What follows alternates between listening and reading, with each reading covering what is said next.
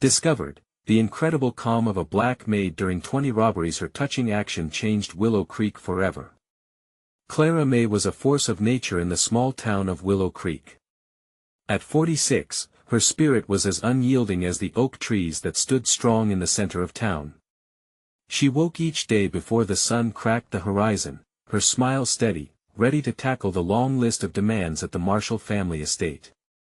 Known as the heart of their home, Clara poured her soul into every task. She wasn't just cleaning, she was nurturing, teaching the Marshall children about kindness, resilience, and the importance of family values.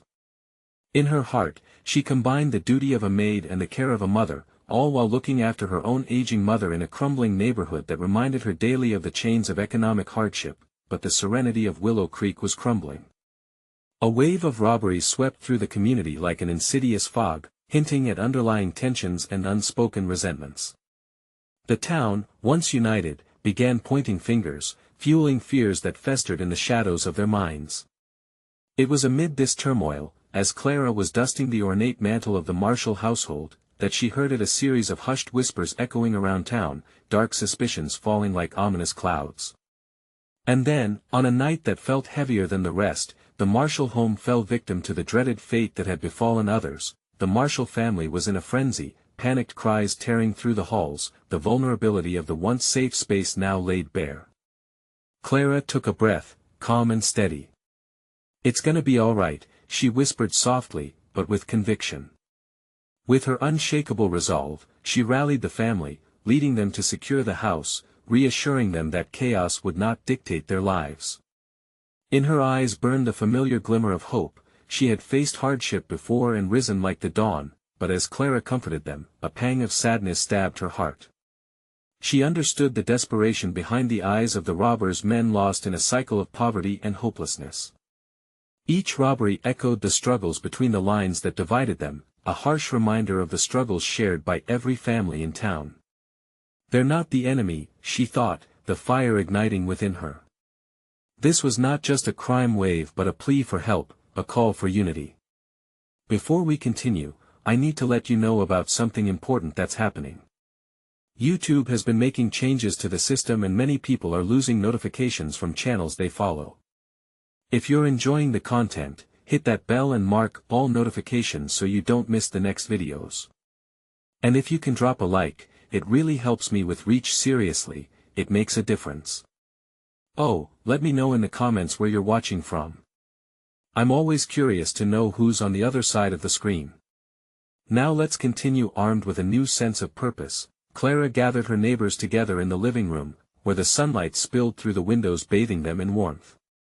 She spoke of compassion and understanding, advocating for action over fear, unity over division.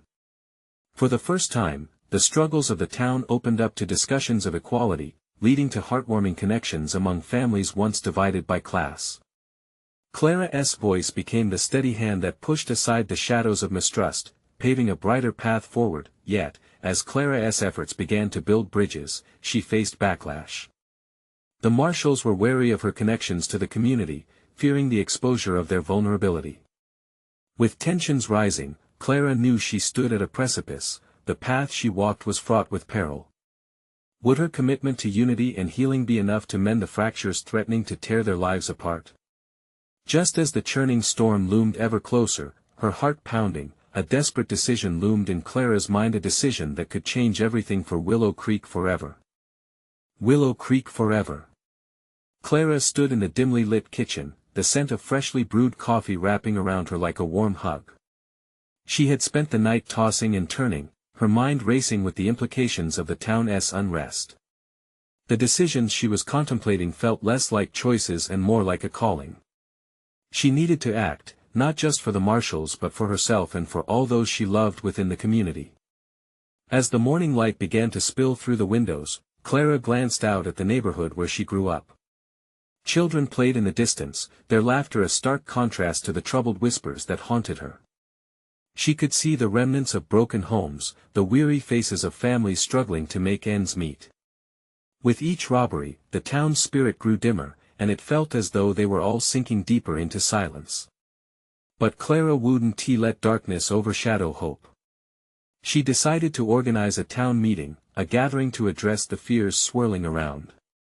It wasn't just about the robberies, it was about reclaiming their sense of community. She spent the morning canvassing, her heart racing as she knocked on doors, asking neighbors to join her. While some were skeptical, many agreed, hungry for change, and her determination ignited something within them. The evening of the meeting arrived, and Clara felt the weight of 1,000 eyes on her. She stepped into the town hall, her skin tingling with the energy of a community packed together, a mix of anxious parents, nervous children, and disillusioned seniors. The atmosphere crackled with uneasiness as she took to the front, her voice steady despite the butterflies flapping in her stomach. She spoke passionately about understanding, empathy, and a need for togetherness. "We are more alike than we are different," Clara said, her gaze sweeping the room. "The fear of those who steal from us comes from their own desperation. We can either close our doors or open our hearts." Her words seemed to settle in the air, hovering like a gentle breeze, and she watched as heads nodded, people whispering their agreement. Then Clara invited the townspeople to share their experiences, their fears, their hopes. One by one, voices rose. A woman spoke of her job loss, another man of the struggle to feed his family. Clara felt their pain wash over her, as their stories merged into a chorus of unity. Here, in this moment, anger gave way to compassion. They realized they were standing on a precipice, facing a choice, to delve deeper into fear or to take the hand of a neighbor. Just as Clara thought they were making progress, a commotion erupted. The Marshall family burst into the hall, their apprehension spilling out with each frantic word. "You can't trust them!" shouted Mr. Marshall, his voice dripping with panic. "They could turn on us. They could harm us." Clara felt her stomach drop. It was the very division she had hoped to dissolve, rising back up like a tidal wave. The faces that had just turned from fear to hope now turned skeptical and tense. "Please." Clara's voice echoed in the sudden silence. "Let us not allow fear to cloud our judgment. What we need now is understanding, not resentment." But the murmurs of anxiety began to rise again, the threat of mistrust spreading through the crowd. Clara's heart raced as she realized she was at a crossroads, her opportunity to heal her community hanging in the balance. As she took a deep breath, Clara knew she had to share her secret, the one that could reveal the truth behind the robberies, the one thing that could finally unify the townsfolk. But was she ready to expose herself and her past, to open the door to the vulnerability she feared? The weight of her decision felt unbearable, but the eyes of the town were fixed on her, waiting. Could this be the moment that would either forge a solid bond among them or fracture them further apart? Clara's heart pounded in her chest. She looked around the room, meeting the anxious eyes of her neighbors. This moment could either bring them closer or send them spiraling down a path of mistrust. The tension felt thick enough to slice through, and she knew she had to speak. "I need you all to listen closely," she started, her voice trembling but growing steadier with each word. "What I'm about to share isn't easy, but it's the truth. I know about the robberies because..." She hesitated, feeling the weight of vulnerability pressing down on her shoulders. "Because I was involved." A sharp intake of breath echoed through the crowd. Faces shifted from concern to shock. Clara pressed her lips into a tight line, feeling the heat of a dozen glares on her. "I had to survive. My family, we struggled just like many of you. But the more I acted on fear, the more I pushed myself away from the heart of this community." The room was silent, the air thick with disbelief. Clara fought the urge to shy away from their stares. "I learned something important during that time," she continued, her voice softening. "Desperation can blind us to the humanity in one another. We become so consumed by our own pain that we forget there are others in the same struggle." Clara took a deep breath, recalling all the moments that had led her here. She remembered the nights spent hiding, terrified of the repercussions of her actions. She reflected on how isolation only fed her fear. "I made a mistake. But I learned, hurting others doesn't fix our own brokenness. Instead, it sinks us all deeper." Her words lingered in the air, and she looked at the Marshalls, the very family she initially felt compelled to protect. The truth is, if we approach this as a community, they are not our enemies. They are a reflection of our shared struggles. It's only by uniting in understanding that we can challenge the root of this fear. Murmurs rippled through the crowd. Clara prepared for the backlash, the anger, the accusations. Instead, a voice broke through, a woman from the back standing up. "You're right," she said, her voice quavering. "I lost my job too. I get it. I thought it'd bring more harm than good, but how do we change others if we don't change ourselves?" As these words hung in the air, more people began to share their stories, revealing vulnerability that had long been hidden.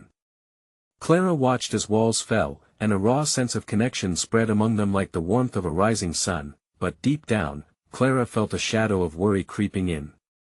The townsfolk were awakening, pulling together, but there was still a rift of fear tightly interwoven with their past.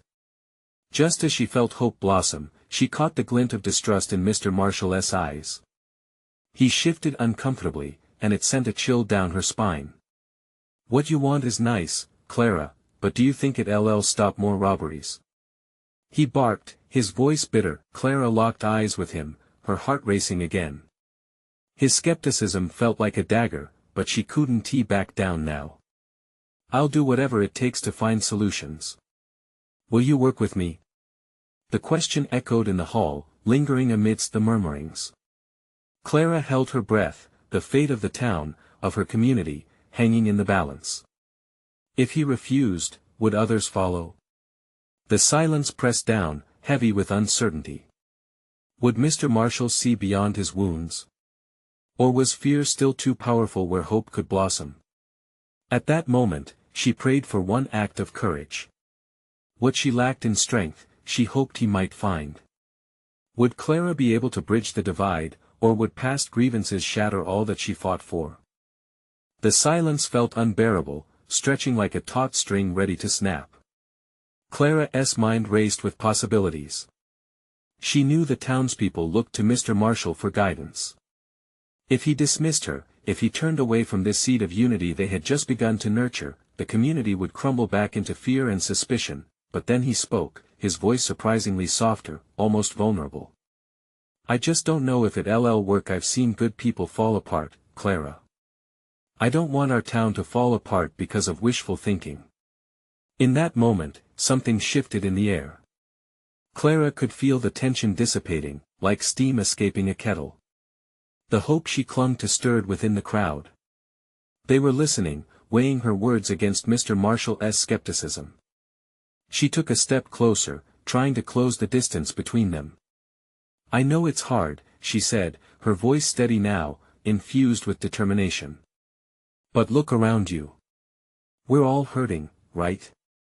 We're all scared. But facing that fear together, it makes us stronger. Each robbery only deepens that fear. Let us transform it into something else: understanding, resilience, community." People were nodding now. Clara felt warmth spread through her, uniting her with her neighbors. She reached out, her gaze drawing them all in.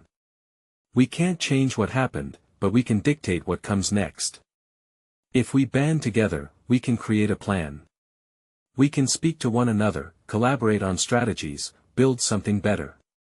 Mr. Marshall's expression softened, just a touch. She noticed hesitance in his eyes. "What do you suggest, Clara?" he asked slowly, as if testing the waters. "We form a community watch," Clara suggested, her heart thumping loudly in her ears. "We meet regularly, discuss our fears and solutions, and maybe even include local law enforcement. But mostly, we build connections. Let us reach out to those who feel lost. We need to show that stealing is a cry for help." A man from the crowd stood up, his arms crossed defensively. "And what if they don't want help? What if they just want to take what we have?" Clara held his gaze firmly. "Then we find ways to reach them. We can't afford to turn a blind eye to the pain that drives people to desperation. And we can't let fear keep us from stepping out in faith.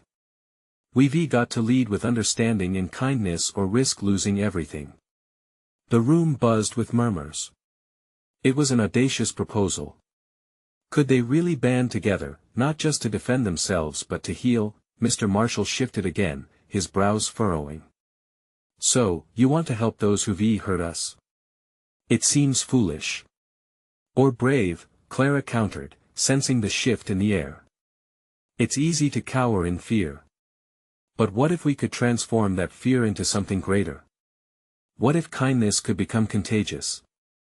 More people stood up now, each voicing their fears and hopes, their stories intertwining into a tapestry of shared experience.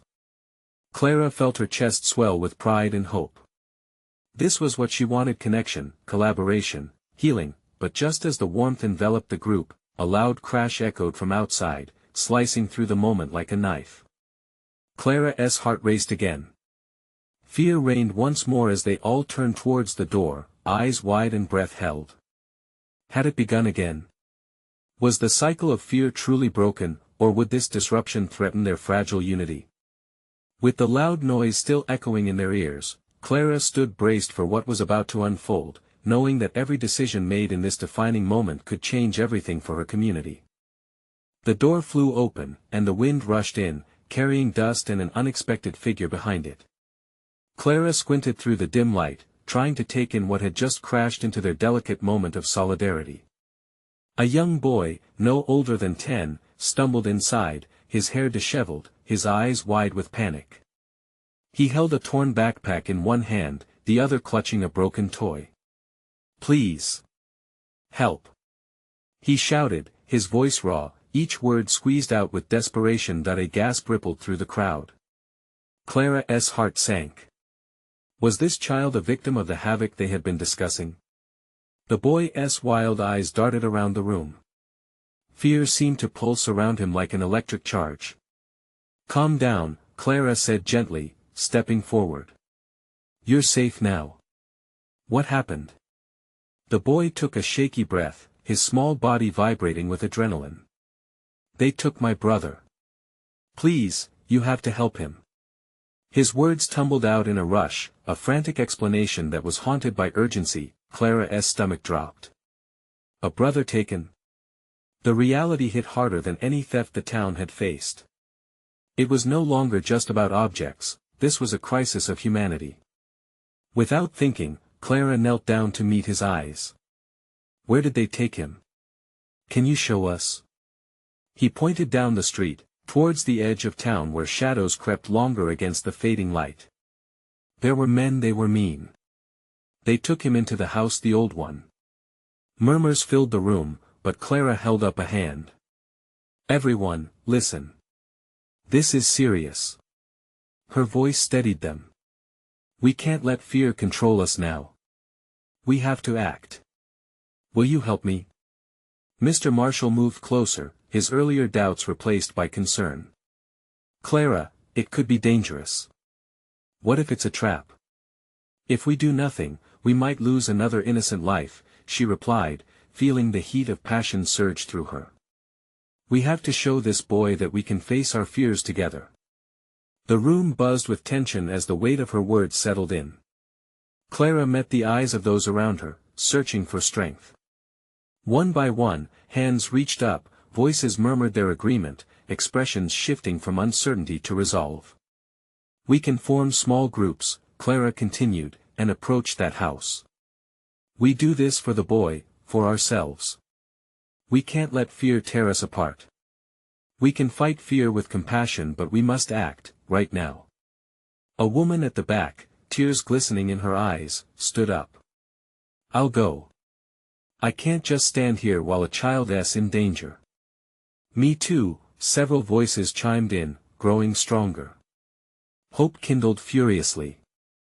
Their unity could be the strength needed to confront the unknown lurking outside, behind that house with its crumbling walls and dark secrets. Clara felt a rush of gratitude mixed with fear, knowing that reality was charging ahead a lot faster than she had anticipated. As they gathered into groups, Clara instinctively sought the boy out again. "You'll lead us, okay?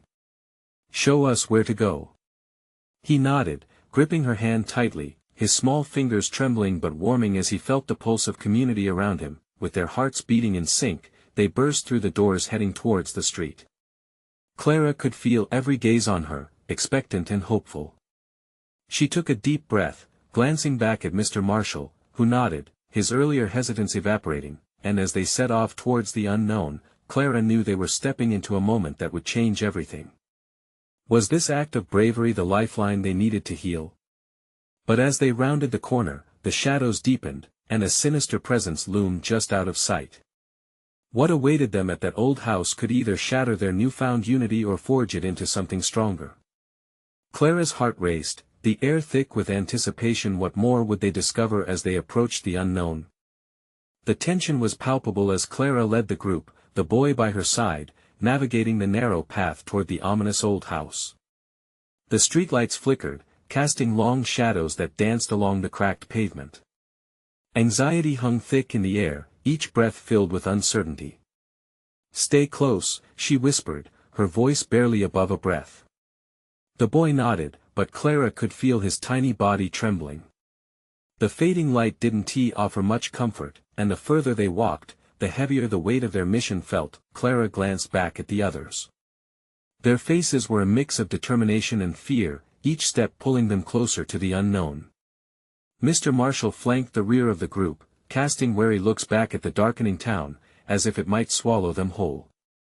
They were venturing into the depths of the night, where shadows blurred the lines between safety and danger. As they reached the old house, Clara's heart dropped.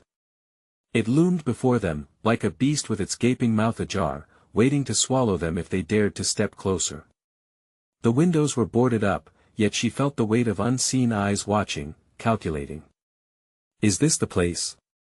she asked the boy softly, crouching to his level once more. He nodded, eyes wide and tears brimming, but he didn't look afraid, not anymore.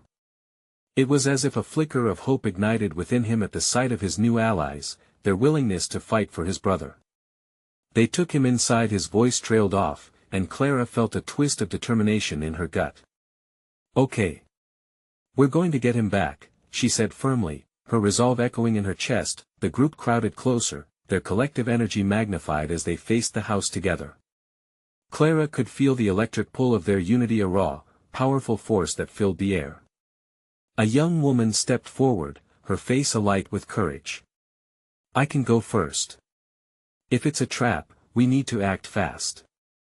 "Let us all stick together," Clara urged, but she felt an unspoken agreement. Each person had found their own bravery, and they would need it all to get through this. The boy led them to the side door, its paint peeling like old skin. He hesitated, casting a fleeting glance back at Clara. "What if they're still in there?" he asked, his voice small. Clara knelt beside him again, brushing a wayward hair from his face. "Then we'll be ready. We're all here for you and your brother. We won't let anything happen to you." A collective breath was taken as they prepared. Clara held the boy's hand tighter, imbued with hope and fear. On three she began. 1, 2, 3. With a shove, they pushed the door open. It creaked ominously, echoing through the empty house. Clara's heart raced, but she stepped inside, determined to lead. The smell was musty, an indication that time had abandoned this place. They hesitated just inside the door, the darkness swallowing them whole. "Is anyone here?" Clara called out, her voice bouncing off the walls. Silence enveloped them, thick and strange. Clara felt the boy's grip tighten around her hand. Suddenly, a noise from the back of the house made them all jump. A crashing sound echoed, followed by muffled voices. Clara's eyes widened, adrenaline surging through her veins. "This way," she directed, breaking into a sprint. The group followed, their breaths quickening, hearts pounding as they raced toward the possible danger inside. She could feel the pulse of fear, but it was mixed with an urgency that couldn't be ignored. As they approached the source of the sound, hope intertwined with trepidation. Would they find the boy's brother? Would they face something more sinister? With each step, Clara felt both fear and determination fueling her. It wasn't just about the boy anymore, it was about doing what they had thought was impossible. In that moment, she realized they were no longer just fighting for the boy. They were fighting for each other. What awaited them in that dark room would either shatter their resolve or reinforce it. Clara took a deep breath and pushed the door wide open, ready to face whatever emerged from the shadows. But nothing prepared them for the chilling truth that awaited inside. The door swung open, revealing a dimly lit room crammed with shadows. Clara squinted, trying to adjust to the flickering light of a single, dim bulb hanging from the ceiling. The air was thick with dust and despair, weighed down with years of neglect.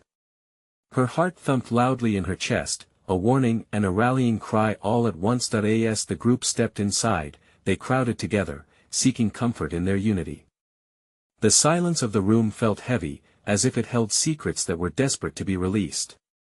Clara took a step further, pulling the boy along with her, his small hand still clutching hers like a lifeline. In the far corner, they spotted movement. Clara's breath caught. Was it the boy's brother? But as they drew closer, the shape began to materialize, revealing not the face they yearned for, but a pair of figures. They cowered, their backs turned to the intruders, engaged in frantic whispers. One was tall and lean, the other shorter and stockier, both clad in dark clothing. Clara's stomach twisted. They were clearly not the rescuers they had hoped to find. "What do we do?" the boy whispered, fear cracking his voice. Clara glanced around, searching for a plan, her mind racing. She could feel the heaviness of the moment, and behind her, she heard Mr. Marshall shifting uncomfortably. She wasn't just leading herself, she was guiding these brave souls alongside her, including this frightened child who was depending on her for safety. "Stay back, and let me handle this," Clara said softly, her voice firm. Then, almost instinctively, she stepped forward, clearing her throat. "Hey! You need to leave him alone." The words came out louder than she'd intended, echoing in the silence, filling the room with tension. The figures turned suddenly, startled by her presence. Clara's heart raced as she recognized the surprise on their faces, but it quickly drained as she saw the menace lurking behind their eyes. "What do you want?" The taller one spat, his voice coated in venom. "You shouldn't be here." She held her ground, swallowing the fear threatening to overwhelm her. "We know you have the boy's brother. Let him go." A mocking laughter erupted between them, and Clara's heart sank as they exchanged glances. The shorter one moved closer, a cruel smile stretching across his face. "You have no idea what you're asking for, do you? You've walked right into our trap." Panic surged in Clara's chest. The boy beside her squeezed her hand tighter, grounding her even as her heart pounded in her ears. She could feel the fear creeping back, trying to cloud her resolve. "Please," she said, allowing the tremor in her voice to slip through. "Just let him go. Whatever it is you need, you can take it from us." They looked at her, and for a moment, there was a glimmer of consideration in their eyes. Then the taller one took a threatening step forward, eyes narrowing dangerously. "What if I don't want to make a deal?" Just then, from the corner of the room, another sound emerged, a soft whimper followed by a shuffling. The figures froze, their predatory expressions shifting as they turned towards the sounds. "Shut him up," the shorter one growled. Clara felt the boy's hand trembling even more, and her heart clenched painfully. This was the moment of truth. Would she stand by and watch as they hurt him, or could she muster enough courage to take a stand? Then she saw the flicker of determination in Mr. Marshall's eyes behind her. He stepped forward, ready to back her up. They weren't just a group of frightened kids anymore. They were a united front. "We'll fight," Clara said, the words escaping in a rush. "Together. You can't keep terrorizing people. You need to leave." The tension in the room crackled. Would their unity be enough? Would it scare away the darkness that loomed over them? As silence fell again, Clara realized this was more than just a fight for a little boy. It was a fight for every single one of them against the shadows that invaded their lives. What would they do next? Could they turn this encounter around? And in that moment, she knew their resolve would be tested more than ever. "Get ready," she whispered to Mr. Marshall and the others, "we might need to act fast." Before she could decide what to do next, the roguish figures lunged forward. The chill in the air thickened. Clara's heart raced again, pulse pounding in her ears as chaos erupted in front of her. Would they escape this nightmare? Or would it spiral into something far worse? Clara's mind spun as the first figure lunged, arms outstretched. The world slowed around her, and instinct kicked in. She pulled the boy backward and spun to the side, barely dodging the grasp of the attacker. She could feel the warmth of his breath brush against her cheek as he stumbled past. "Now!" she shouted to Mr. Marshall, who had already moved. With surprising agility, he shoved a nearby chair toward the shorter figure. The chair crashed into the man's shins, sending him crashing to the ground with a yelp. The room erupted in a torrent of chaos, shouts and thumps echoing around them. Clara's heart raced, but there was a strange clarity in the chaos. Each heartbeat felt like a drumbeat rallying her troops. "We need to get to that corner," she yelled, pointing toward a small door that could lead them to freedom. The boy beside her was trembling, his small frame nearly hidden by her side. "I'm scared, Clara," he whimpered, his voice barely audible above the uproar. Clara looked down, seeing the tears shining in his eyes. "I know, but we're going to make it. Just stay close." She struggled to keep her voice steady, the weight of his fear almost unbearable. Meanwhile, Mr. Marshall was grappling with the taller figure, their bodies crashing into a dusty table. Clara couldn't afford to lose focus. The air was thick, hot with chaos, but she had to push through. "Go!" she urged the boy and felt him move instinctively, bolting towards the door she had pointed out. Clara followed, glancing back to see Mr. Marshall managing to throw a punch to the taller man, sending him staggering back. "Keep moving," he shouted, and Clara bolted for the door. The boy was already pulling it open, and panic surged as she saw the shorter figure recovering, ready to spring at them like a coiled snake. Clara barreled into the doorway just as the boy ducked through, and she grabbed his shoulder, tugging him close as they charged down a narrow passage. The dusty walls brushed against her arms like ghosts, but she didn't stop. Would they be followed? Where would this lead? As they dashed through the cramped space, a sudden thought flickered: was this really a way out, or just a trap? But there was no turning back now, her instincts screamed that they had to keep running. "Clara! Wait!" Mr. Marshall's voice echoed behind them, frantic and urgent. She swung around, realizing he was still back there, engaged in a struggle. "Mr. Marshall!" she shouted. "Come on!" He lunged toward them, eyes wide with determination, both relief and fear in his gaze. Just as he reached the entrance, a loud crash reverberated from the main room, followed by ringing footsteps thundering in pursuit. Clara's body tensed. Time was running out. "Now!" she yelled as he dove into the hallway beside them. They moved deeper into the darkness, breathless, the boy navigating slowly but with purpose. Clara's frantic thoughts dwindled down to one focus: safety. As they turned a sharp corner, the passage widened, revealing a glimmer of light ahead. Hope surged within her, and she pushed forward, urging the others to follow her lead.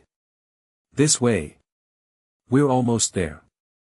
The light brightened, a stark contrast to the shadows and screams they were leaving behind, but then, a sharp scream erupted behind them, piercing through the chaos. Clara hesitated, a cold trickle of dread sliding down her spine. "Clara!" Mr. Marshall's voice called from behind, fraught with worry. "They're not far behind us." As her footfalls echoed in the dim light ahead, Clara had a choice: run and keep going, or turn back. The weight of the boy's life and Mr. Marshall's safety hung heavy in the air. Would they make it out alive? Or would the shadows pull them back in? Clara breathed deeply, steeling herself for what lay ahead. What if they found themselves cornered in the light? What did escape even mean if darkness still lingered in their hearts? And as the footsteps grew louder, she realized the fight was far from over. Clara burst forward, pulling the boy along, a wild energy propelling her toward the light. The flickering glow felt almost magical, a promise of safety and hope.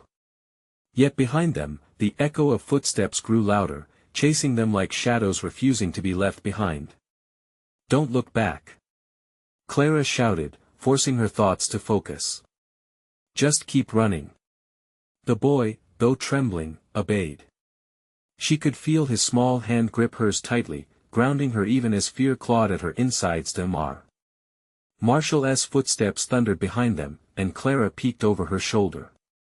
He was gaining on them, a fierce determination in his eyes, but the figures from the room weren't far behind, muscles coiled tight with intent.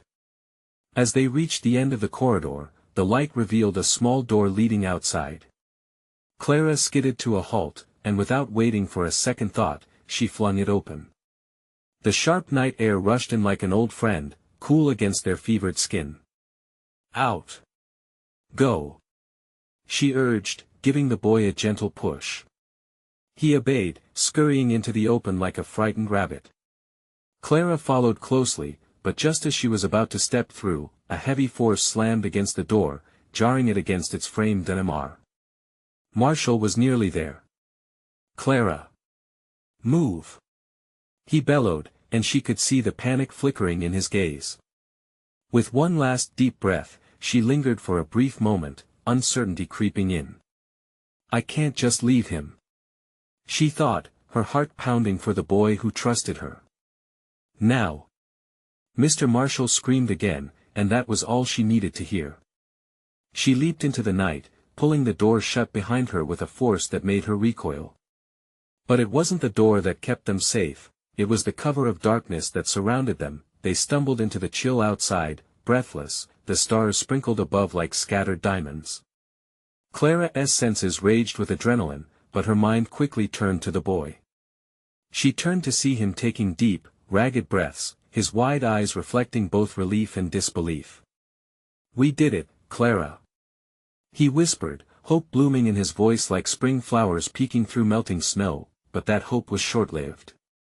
The sound of bodies crashing against the door broke the moment, shattering their fragile euphoria. They had escaped the immediate danger, but it was clear the threat wasn't far behind. "Mr. Marshall, we need to keep moving," she urged. He quickly nodded, scanning the surroundings for an escape route.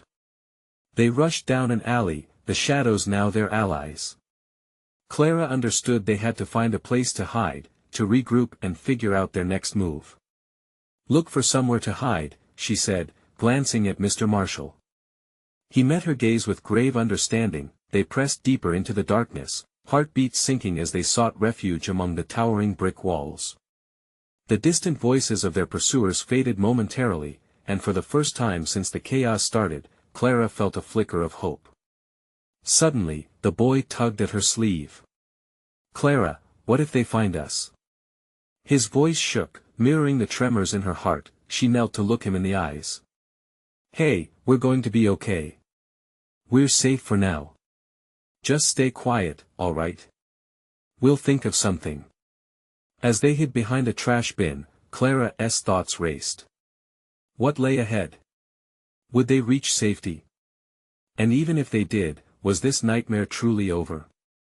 The uncertainty gnawed at her, but there was no choice but to keep going, to face whatever emerged from the shadows. But before she could voice a plan, distant footsteps echoed again, this time closer. "They're coming, we need to decide fast," Mr. Marshall whispered, eyes darting around. Clara's breath hitched at the sound. Her instincts kicked back in. "We need to split up. It'll confuse them. We can meet at the old train station." Mr. Marshall hesitated. "But there's no time. Trust me." She clutched the boy's hand tighter, steeling her resolve. "We'll find each other." With that, they slipped around the corner, heart racing, ready to take their chances, but as Clara hurtled into the unknown, she couldn't shake the feeling that this was only the beginning of a fight that would change everything. Clara's heart raced as they dashed toward the train station. Memories of laughter and love intertwined with images of fear and chaos, urging her to push harder. They had made it this far, but the burden of uncertainty knotted in her stomach. The boy by her side, weary yet filled with hope, reminded her of what was at stake. The narrow street leading to the station felt surreal, illuminated only by the pale glow of the moonlight. With every step, Clara felt the weight of expectation pressing down on her. She turned to the boy, his eyes wide, reflecting a mix of fear and trust. "We're almost there," she whispered. He nodded, squeezing her hand tighter, but just as they were nearing the station, a shout echoed through the night. Clara felt the swift pang of dread, they were being followed. "Run!" she urged, breaking into a sprint, urgency pushing her muscles to their limits. The station loomed ahead, an old relic of better days forgotten by time. Clara's breath came in sharp bursts as they reached the platform, the wooden planks creaking beneath their feet. No sign of Mr. Marshall, she prayed he had found cover too. They ducked behind an old train car, the metal cool against Clara's back, hiding in the shadows. Heart pounding, she listened intently, urging silence upon the boy. The distant voices drew closer, echoing through the night like ominous thunder. "What do we do now?" the boy asked, his voice shaking. Clara met his eyes, firm and unwavering. "We wait. We have to be brave." She felt her own fears swirling like storm clouds but knew this little one needed her strength. As they huddled together, sharing warmth, Clara felt a fierce resolve settle in her chest. She wouldn't abandon this child. She wouldn't let fear dictate their fate. They were getting closer to the village, to unity, to hope. She could feel it flickering just out of reach, and then, the voices halted. Heavy footsteps thudded onto the platform, shadowed figures crept toward them. Clara's breath caught, her heart hammering a wild tempo. These weren't just strangers anymore, they were embodiments of the fear that had plagued Willow Creek. With a wave of adrenaline, Clara glanced at the boy beside her. "Stay close and trust me," she whispered, summoning every ounce of courage. She recalled the words she had shared in the hall about understanding and compassion. If they faced this together, maybe they could forge a path to peace. The men were nearer now, their murmurs swirling around her like smoke. Clara squeezed the boy's hand tightly, ready for whatever would come next. "Hey! Over here!" A voice rang out, startling her. One of the figures had spotted them. In an instant, adrenaline coursed through Clara. "This way!" she shouted, and together they bolted towards the far end of the platform. Running with every ounce of strength, Clara led the way, the boy faithfully keeping pace beside her. They jumped down from the platform onto the rain-soaked gravel below.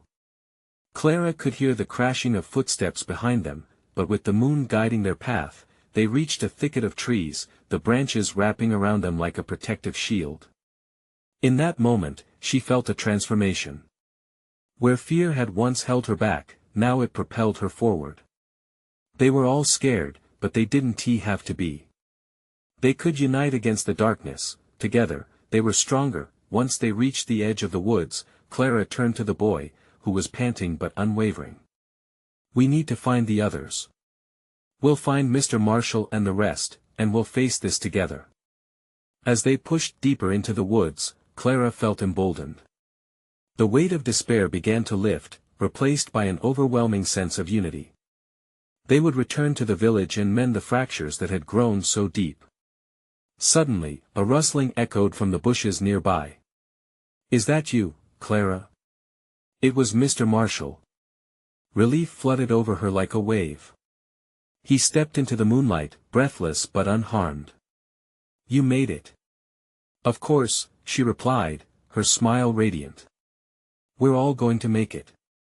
Behind her, the boy perked up, his face lighting with hope, and Clara felt that flicker ignite within her.